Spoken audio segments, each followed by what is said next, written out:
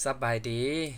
มื้อนี้เป็นมื้อที่บริษัท KP Teba จำกัดเนาออกไประลมทุนเป็นมื้อแรกเนาะขอระลมทุนเนาะขอโอกาสจากนักลงทุนมื้อนี้เราเริ่มจาก8โมงเช้าเริ่มจากหลอนหนูนตังเจริญ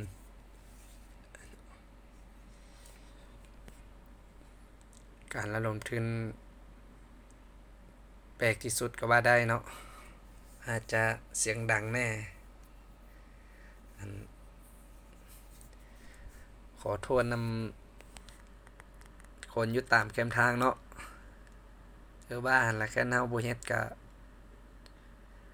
บ่มีไฟเฮ็ดเนาะเพราะว่าชาวกสิกรรมหรือว่าประชาชนลาวพี่น้องประชาชนลาวเฮาที่อยู่บ้านนอกเดี๋ยวนี้ส่วนหลายมีแต่ผู้เฒ่าแล้วเล็กน้อยส่วนหลายมีผู้หนุ่มเล็กน้อยมีแต่ไปอยู่ต่างประเทศอยู่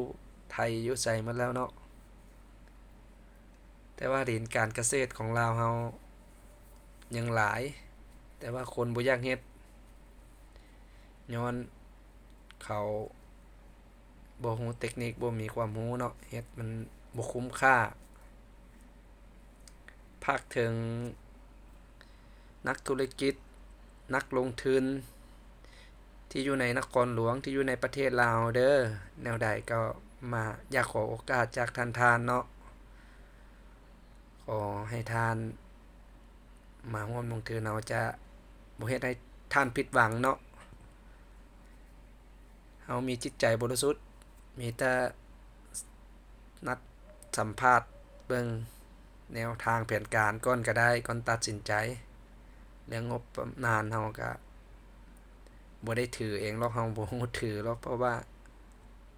เรื่องบัญชีเรื่องหยังเฮาก็บ่ฮู้หรือว่าเราก็เป็นชาวกสิกรรมจากชนบทแต่ว่ามีความฝันใหญ่อยากก่อการจากท่านๆนั่นแหละเนาะกันว่าดีแท้กับท่านพงสวรรค์เนาะมื้อนี้เข้าไปวิวมอมีแต่นักธุรกิจนักลงทุนเต็มมีแต่รถหรูๆมีแต่คนรวยๆเนาะ